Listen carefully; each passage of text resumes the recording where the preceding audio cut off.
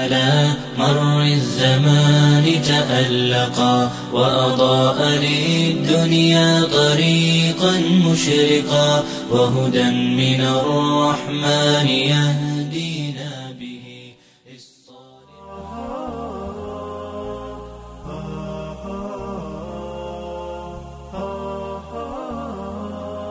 طف بالحياة وقف فتلك مشاهد.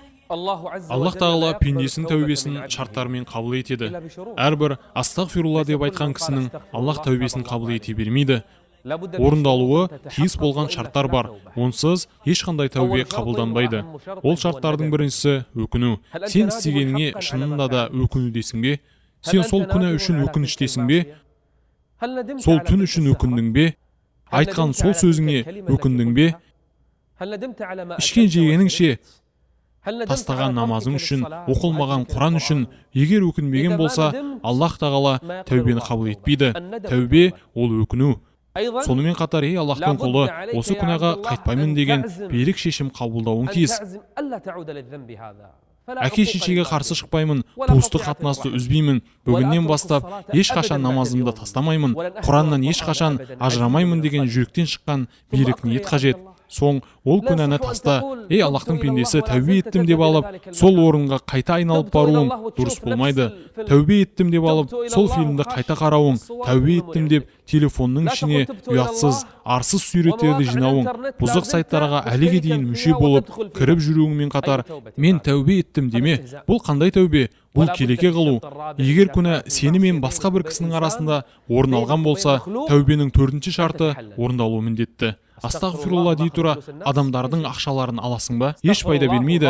Астағфирулла дей тұра басқаларға зұлымдық қыласың ба? Пайда бермейді.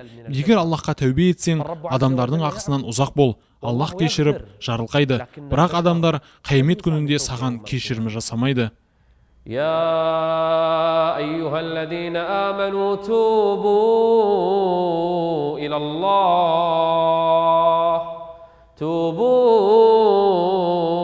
الله توبة نصوحا.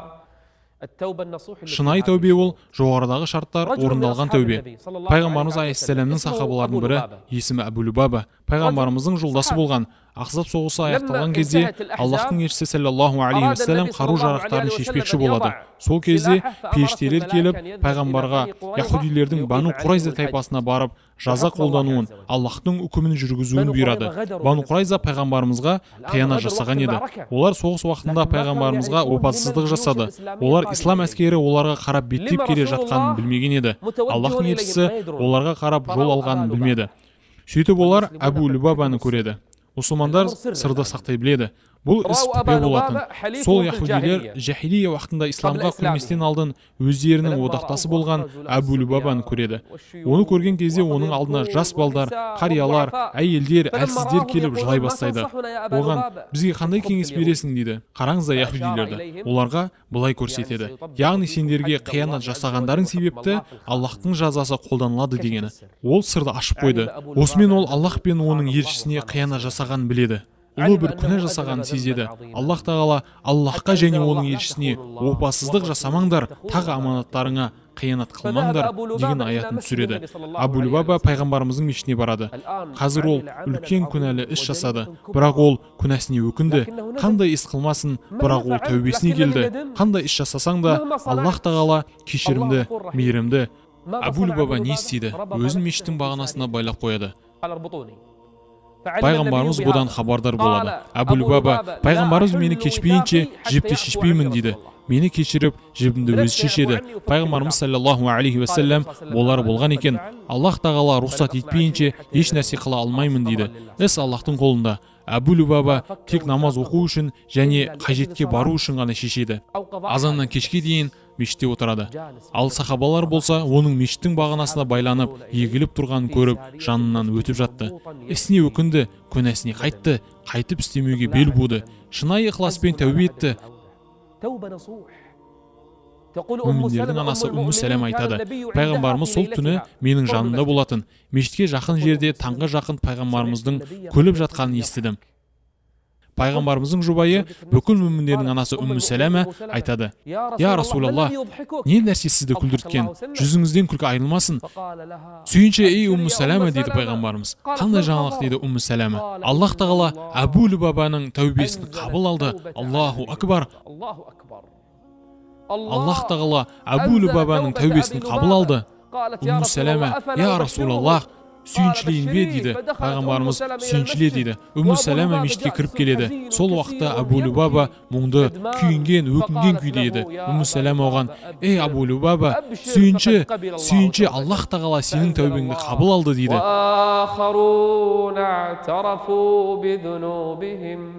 Мойында, өз күнәңді мойында. Сонда Аллах тағала тәубені қабыл етеді.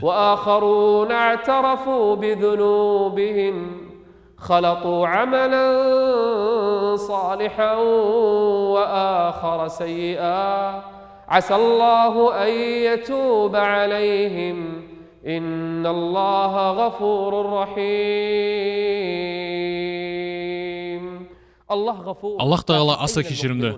Бірақ Аллахқа бұрылушылар қайда? Сахабалардың бірі зинаға ұрынып қояды. Өзі үйленбеген бойдақ болатын. Негізі бұндай істі жасыру керек. Бірақ шыдай алмастан тәубе етіп пайғамбарымызға барады да: "Я Аллахтың елшісі, мен зина қылдым, мені тазарт" дейді. "Бәлкім тек сүйген шығарсың" дейді. "Жоқ, зина жасадым" дейді. "Бәлкім құшақтаған шығарсың" деп сұрайды. "Жоқ, зина қылдым" деп жылап жібереді. Пайғамбарымыз қандай жолмен болмасын, оған жаза қолданбаудың жолын іздеп бағады. Өйткені оның жазасы өлгенше тасату. Сахаба да бұны білді. Бірақ бұндай күнәні көтере алмады. Күнә оның жүрегін қайыстырды. Түнімен ұйықтай алмады. Жан азабын тартты. Ар намысы азаптады. Ақыреттегі азаптан гөрі бұл дүниеде күнәсін жуып шаюды қалады. Пайғамбарымыз бәлкім мүмкін деген сұрақтарды қойды. Толық сана сезімге түсініп мойындады. Пайғамбарымыз сахабаларға барып: "Бұны ақылынан алжыған деп ойлайсыңдар ма?" дейді. Олар: "Жоқ" дейді. "Мас деп ойлайсыңдар ма?" Олар: "Жоқ" дейді. Пайғамбарымыз қандай жолмен болса да жазаны болдырмауды қалады. Өйткені пайғамбарымыз сахабаларына өте мейірімді болатын. Бірақ сахаба жазаны таңдады. Болды, басқа жол жоқ. Пайғамбарымыз сахабаларға шұңқыр қазуға бұйырады. Олар шұңқыр қазады. Кейін сол шұңқырға тұрғызылып, өлімге дейін тас боран атылады. Сахабалар қатты қайғырады. Оның баратын жері қандай болмақ? Өз күнәсін ашып, әшкере қылған үшін және үлкен күнәнің үстінде өлген үшін тозаққа кіре ме? Бәлкім Аллах тағала күнәсін кешкен шығар. Біз білмейміз, оны не күтіп тұр деп сахабалар бір-бірімен бұны талқылай бастады. Сол уақытта пайғамбарымыз кіріп келді де: "Мағыз жайында әңгімелесіп жатқан сияқтысыңдар" дейді. Олар: "Я Аллахтың елшісі" дейді. Сонда пайғамбарымыз: "Бауырларың үшін кешірім, истиғфар сұраңдар, Аллах тағала оның күнәсін кешірсін." Сахабалар: "Қандай жаңалық бар?" дейді. Сонда Аллахтың елшісі: "Ол сондай тәубе етті. Егер сендердің 70-іңе таратылар болса, сендерге жеткілікті болар еді" дейді.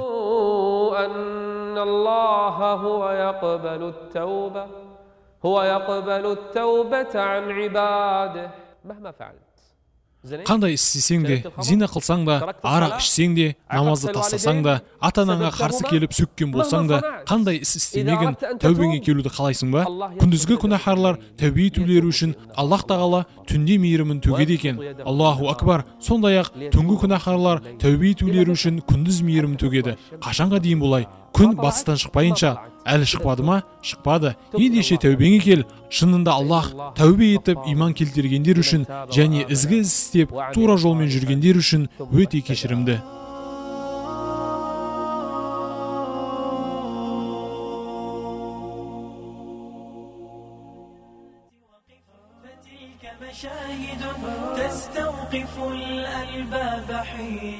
Фудайл ибн Ияд деген өте тақуалы, бір салиқалы пенде болыпты. Тақуалы болар алдын көптеген күнә қателерге ұрынған, күнәге немқұрайлы болған.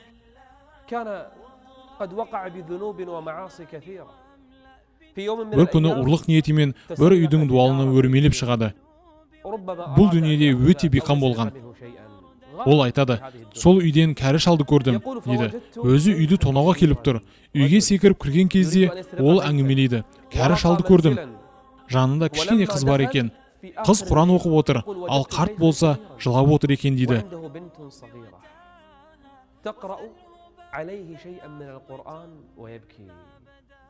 Ол қыз қандай аят оқыды? ألم يأن للذين آمنوا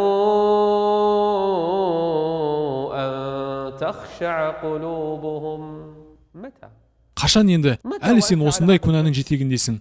Қашан қайтып, қашан Аллахқа тәубе етесің? Қашан жүректер Құранға бойсынады? Раббыңның атымен айтшы маған. Қашанға дейін азанды естіп тұрып, намазды тастауды жалғастырасың? Құранды тастап, өлең тыңдауды, музыкамен әуес болуды қашан тыясың? Бұл күні қателерден қашан тәубе етесің? Ол айтады: Құранды тыңдап тұрдым. Бұл кісі қазір ұрлық үшін келген еді. Бірақ Құран аяттары оның жүрегін қақ айырды. Құран аяттары бүкіл шахуаттарын қиратты. ألم يأن للذين آمنوا أن تخشع قلوبهم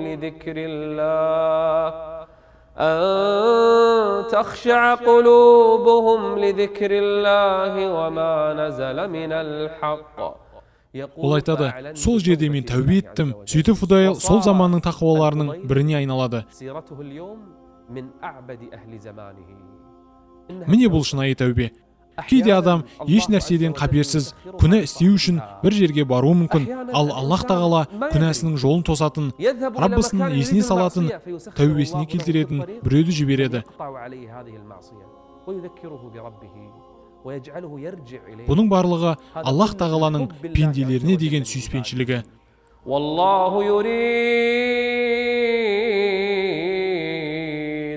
والله يريد أن يتوب عليكم.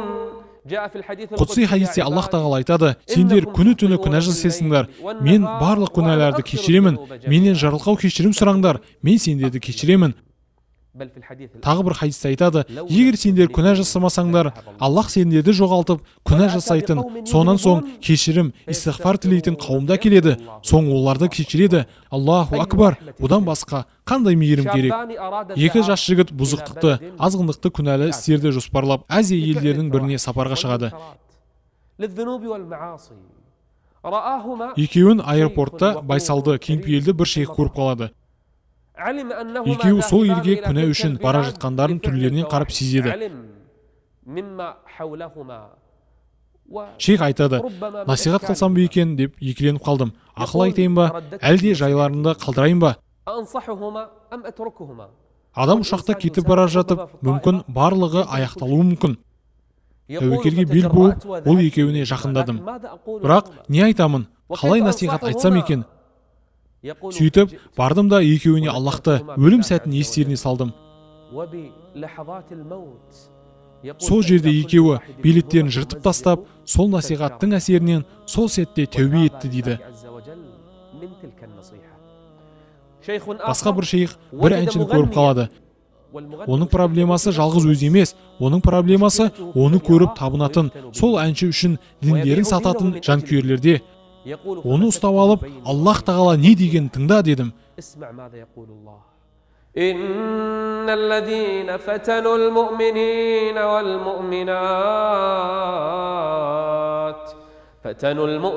والمؤمنات ثم لم يتوبوا فلهم عذاب جهنم ولهم عذاب الحريق. الله جعل شرط. Аллах тағала сосын тәубе етпегендер деп шарт қойды. Егер тәубе етсе, оларға еш нәрсе болмайды. Олар тәубе етсін. Ухуд қиссасында мүміндерді өртегендер үшін Аллах тағала тәубе есігін ашты. Егер істегендерінен тәубе етсе, Аллах тәубелерін қабыл етеді деді.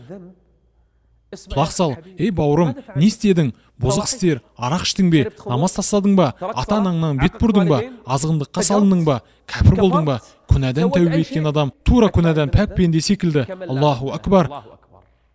Күнәдан тәубе еткен адамның күнәлары өшіріліп қана қоймайды, тіпті ол күнәдан пәк пенде сияқты болады. Тіпті егер ол шынайы ықыласпен тәубе етсе, Аллах оның бұрынғы күнәларының барлығын жақсылықтарға айналдырады.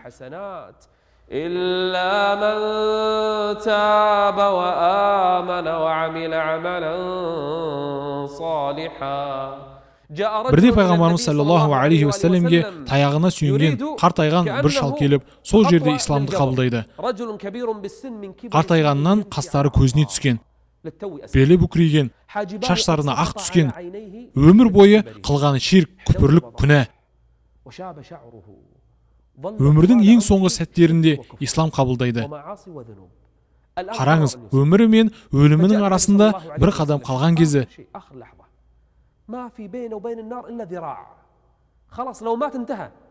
келіп, Мұхаммед қайда, Мұхаммед қайда деп сұрайды. Міне Мұхаммед деп көрсетеді. Пайғамбарымызға: ей Мұхаммед, мен сондай күнә қателіктер істедім. Егер соның барлығын бүкіл жер тұрғындарына бөліп берер болса, олардың барлығын әлек қылар еді. Егер бүкіл жер жүзіне бөліп берілсе, бәрі құритын еді. Маған тәубе бар ма деп сұрайды. Пайғамбарымыз: ла илаха иллаллах деп куәлік беріп, исламды қабылдайсың ба дейді. Ол: я, исламды қабылдадым. Олай болса, бүгіннен бастап тек ізгі амалдарды істеп, бұзық амалдардан ұзақ боласың. Сонда Аллах тағала сенің күнәларыңды жақсылықтарға айналдырады. Исламда жамандықтардың барлығы жақсылықтарға айналады.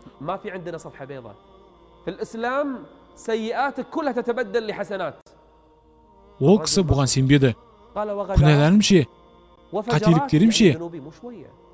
Аллах тағала оның барлығын жақсылықтарға ауыстырады деді. Ол бұған сенбей, күнәларым ше, қателіктерім ше деп қайта сұрады. Аллах тағала оның барлығын жақсылықтарға ауыстырады деді.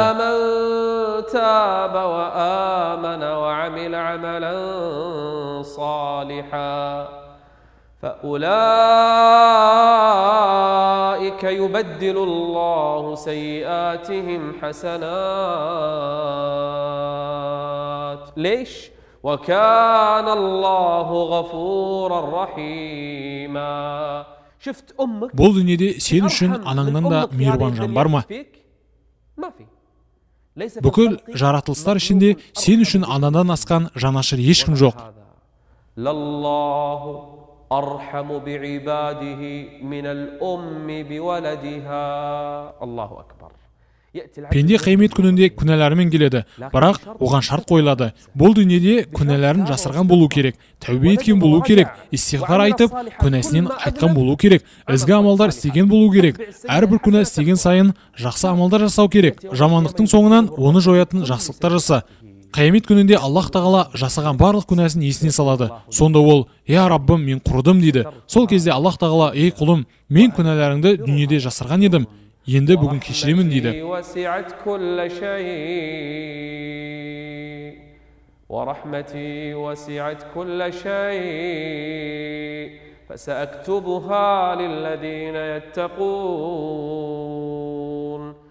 Аллахтың мейірімі әрдайым ашық, оған қарай бұрылғандар үшін.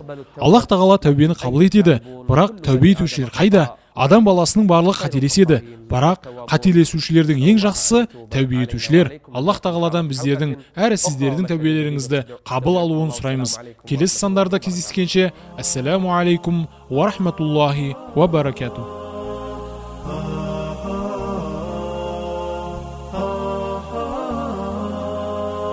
بالحياة وقف فتلك مشاهد تستوقف الألباب حين تراها. طف بالحياة فكلها لك عبرة سبحان من في الخلق قد جلاها. واضرع إلى الرحمن واملأ بالتقى قلبا تجرح بالذنوب وتاها. واسأله برد العفو تب مما بدا فالله يهدي للنفوس هداها.